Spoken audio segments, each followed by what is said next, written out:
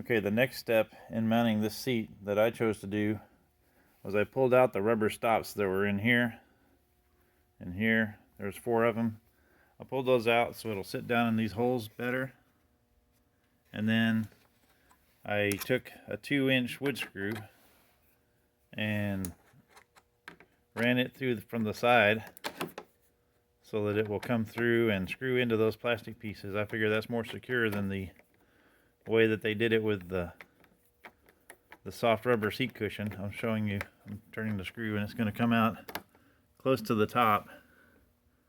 That way it hits the plastic and secures it really well. And this wood screw has a lot of resistance, so it's not going to come loose from vibration or anything. It's going to stay inside the plastic and stay screwed in. And I've put a couple screws in already to see how it does, and it already felt like it was very secure on the seat. It didn't move around or anything.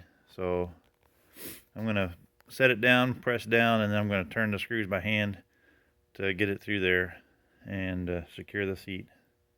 Then we'll see how it does.